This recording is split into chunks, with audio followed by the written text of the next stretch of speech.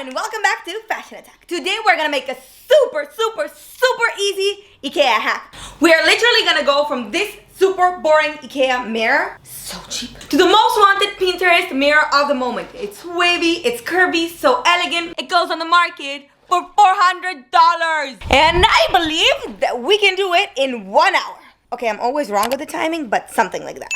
I'm gonna save you some money. I got my glass cutters a while ago when I was doing these tables over here, but you can order them online. They're extremely cheap and they come in 2 different ways. This one that is literally like a pen and you can go free-handed on your cutting.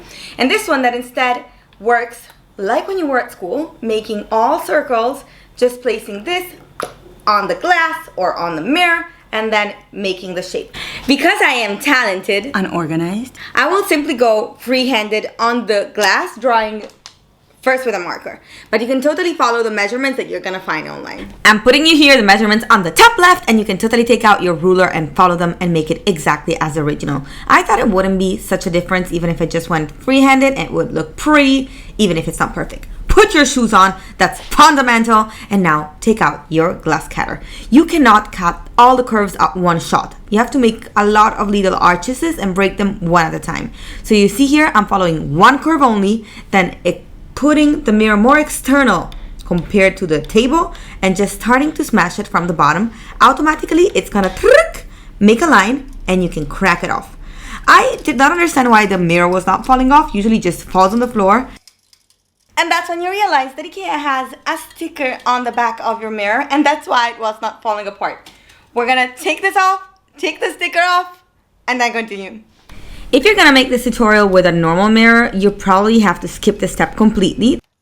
Pretty smooth. Normally there is no sticker on the back of your mirror, but if you're following the same tutorial with the same IKEA mirror, you're gonna have to take your sticker off. Now take out your patience because we're gonna repeat the same movement a lot of times. We make one arch only, put it outside from the table, press it from the bottom so the gravity, oops. Yep, no matter how safe you are, shoes are a very good idea. Now continue with the same technique, make little arches, pull them out.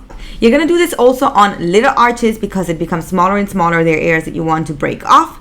And every time it becomes harder because when there's less weight on the part that you're breaking, it's harder to take it off. And sometimes it's internal curves. That means an arch pointing towards the inside. And on those ones, you have to be very careful not to break the entire mirror off. Let's have an honest conversation. If you're one of those who likes to have everything under control, this is not the DIY for you. You're literally banging the glass hoping that the crack is gonna go exactly where you want it, and it's not gonna happen. Some little corners are gonna go differently from how you planned them, and you just have to accept it and go with it. And sometimes when you have to cut out something that is very tiny, there's not enough gravity to pressure down the right spot, so you're gonna have to go and do it with this. I'll show you. We are not doing this in random spots. We are following the lines that we have already drawn with the glass cutter, but there where the edges were too tiny to break off the glass with gravity, we're gonna have to break it by hand. Once we're done with all the breaking, it's time to take out your vacuum, make a little dance, and clean up the entire area because there's glass everywhere. Order a pizza, enjoy it, and use it to replace your glasses away. So safe. Seriously, putting your mirrors in plastic bags is not gonna work. It's simply gonna break everything out. There are so many expensive machines that can help you fix all the borders of your mirror, but as we all know, I'm cheap. So we're gonna use literally the old, good sanding paper. We wanna fold it a lot so that we are sure that it's not gonna touch our fingers. And now we just simply go and sand every corner.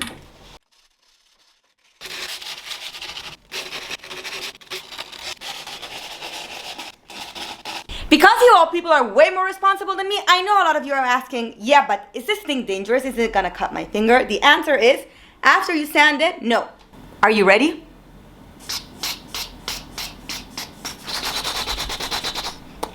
No cut. No cut. Clean up your mirror and the blue marks of your marker. Okay guys, the mirror is done. You need to just stick a double tape on the back of your mirror so you can place it on your wall. Don't forget to subscribe if you haven't done it yet. And let's go see the result.